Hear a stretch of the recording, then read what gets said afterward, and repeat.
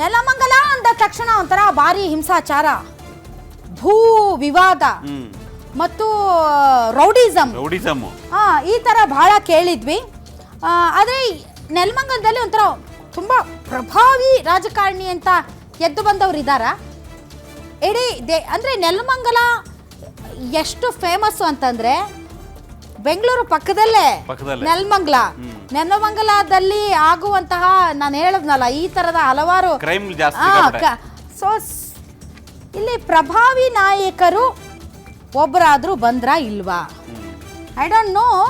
ಯಾಕೆ ಅಂತಂದ್ರೆ ನಾವು ಈಗ ಬಹಳಷ್ಟು ಕ್ಷೇತ್ರಗಳ ಬಗ್ಗೆ ಮಾತಾಡುವಾಗ ಕ್ಷೇತ್ರ ಪುನರ್ವಿಂಗಡಣೆ ಆದ್ಮೇಲಿಂದ ಒಂದ್ ಸ್ವಲ್ಪ ಜಾಸ್ತಿ ತಗೊಳ್ತಾ ಇದೀವಿ ಲೆಕ್ಕಾಚಾರಗಳನ್ನ.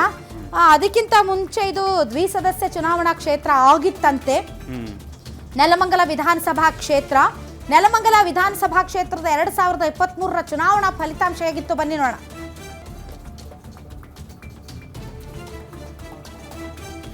ಎಸ್, ನೆಲಮಂಗಲ ವಿಧಾನಸಭಾ ಕ್ಷೇತ್ರ 2023 ವಿಧಾನಸಭಾ ಫಲಿತಾಂಶ. ಶ್ರೀನಿವಾಸ್ ಕಾಂಗ್ರೆಸ್ ಅಭ್ಯರ್ಥಿ ಆಗಿದ್ರು. ಮೊದಲನೇ ಬಾರಿಗೆ ಚುನಾವಣೆಯನ್ನ ಫೇಸ್ ಮಾಡಿದ್ರು ಶ್ರೀನಿವಾಸ್ ಅವರು. 84,000 ಮತವನ್ನ ಪಡ್ಕೊಂಡ್ರು. ಡಾಕ್ಟರ್ ಶ್ರೀನಿವಾಸ್ ಮೂರ್ತಿ ಜೆಡಿಎಸ್ ಅಭ್ಯರ್ಥಿ ಆಗಿದ್ರು, 2 ಬಾರಿ MLA ಆಗಿದ್ರು, ಸೋತ್ರು. 52,000 ಮತವನ್ನ ಮಾತ್ರ ಪಡ್ಕೊಂಡ್ರು. ಅವರು ನೆಲಮಂಗಲ ಸರ್ಕಾರಿ ಆಸ್ಪತ್ರೆ ಡಾಕ್ಟರ್ ಶ್ರೀನಿವಾಸ್ ಮೂರ್ತಿ ಅವರು ಜೆಡಿಎಸ್ ನಿಂದ 2013ರಲ್ಲಿ ಬಂದ್ರು, 2 ಸರಿ ಗೆದ್ರು, 3ನೇ ಸರಿ ಸೋತ್ರು. ಶ್ರೀನಿವಾಸ್ ಇವರು ತುಂಬಾ ಆಶ್ಚರ್ಯಕರ ವ್ಯಕ್ತಿ. ಇವರು ಶ್ರೀನಿವಾಸ್ ಬಂದ್ರು, ಗೆದ್ಬಿಟ್ರು. ಶ್ರೀನಿವಾಸ್ ಅವರು ಸುಮಾರು 31,978 ಮತಗಳಿಂದ ಶ್ರೀನಿವಾಸ್ ಗೆದ್ದಿದ್ದಾರೆ. ಅವರು ಮೋಸ್ಟ್ಲಿ ಬೇಸಿಕಲಿ ಕಾಂಟ್ರಾಕ್ಟರ್, ಅವರು ಗುತ್ತಿಗೆದಾರರು. ಸೊ ಶ್ರೀನಿವಾಸ್ ಈಗ ಗೆದ್ದಿದ್ದಾರೆ. ಅಲ್ಲಿ ಒಕ್ಕಲಿಗ, ದಲಿತ ಮತ್ತು ಮುಸ್ಲಿಂ ಸಮುದಾಯದ ಮತಗಳು ಹೆಚ್ಚಿವೆ.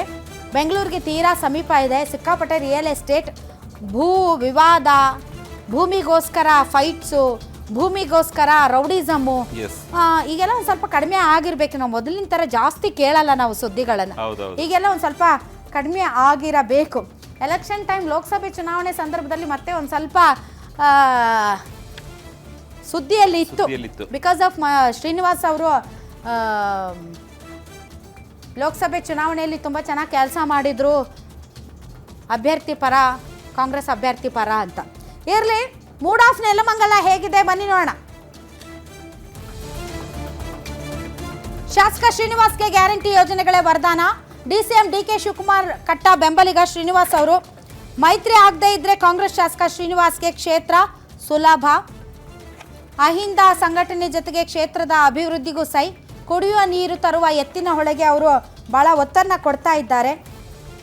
ಈಗಲೂ ಡಾಕ್ಟರ್ ಶ್ರೀನಿವಾಸ್ ಮೂರ್ತಿ ಅವರು ತುಂಬ ಆಕ್ಟಿವ್ ಆಗಿದ್ದಾರೆ. JDSನ ಸ್ವತಂತ್ರ ಅಭ್ಯರ್ಥಿ. JDS ಮತ್ತು BJP ಏನಾದರೂ ಮೈತ್ರಿ ಆದರೆ ಕಾಂಗ್ರೆಸ್ಗೆ ಸ್ವಲ್ಪ ಕಷ್ಟ ಆಗಬಹುದು. ಬಿಜೆಪಿ ಕೂಡ ಸ್ಟ್ರಾಂಗ್ ಇದೆ. ಅಲ್ಲಿ ಸಪ್ತಗಿರಿ ನಾಯಕ ಅಭ್ಯರ್ಥಿ ಆಗಿದ್ರು, ಒಂದು 30,000 ಓಟ್ ತಗೊಂಡಿದೆ ಅವರು ಕೂಡ ಫಸ್ಟ್ ಟೈಮ್. ಬಿಜೆಪಿಯಿಂದ ನಾಗರಾಜ್ಗೆ ಮುಂದಿನ ಬಾರಿ ಟಿಕೆಟ್ ಕೊಡ್ತಾರೆ ಅಂತ ಹೇಳಲಾಗ್ತಾ ಇದೆ. ಸೊ ಮೂಡ್ ಆಫ್ ನೆಲಮಂಗಲ ಏನು ಬನ್ನಿ ನೋಡೋಣ. ಕಾಂಗ್ರೆಸ್ ಪರ ಒಲವು. ಕಾಂಗ್ರೆಸ್ ಪರ ಒಲವು. ಶ್ರೀನಿವಾಸ್ ಅವರು ಚೆನ್ನಾಗಿ ಕೆಲಸ ಮಾಡ್ತಾ ಇದ್ದಾರೆ. ಒಂದಿನಾನು ಮನೆಯಲ್ಲಿ ಇರಲ್ಲ, 24x7 ಜನರ ಜೊತೆಗೆ ಇರ್ತಾರೆ. ಏನೇ ಆದರೂ ಕೂಡ ಆ ಒಂದು ಸಮಯಕ್ಕೆ ಸಂದರ್ಭಕ್ಕೆ ತಕ್ಕಂತೆ ಅವರು ಏನೇ ಸಮಸ್ಯೆ ಇದ್ರೂ ಆ ಸ್ಪಾಟಿಗೆ ಬಂದುಬಿಡ್ತಾರೆ. ಅಷ್ಟರ ಮಟ್ಟಿಗೆ ಹಿ ಈಸ್ ವೆರಿ ಆಕ್ಟಿವ್. ಸದ್ಯಕ್ಕೆ ಶ್ರೀನಿವಾಸ್ ಪರವಾಗಿ ಅಲ್ಲಿ ತುಂಬ ಒಲವು ಇದೆ.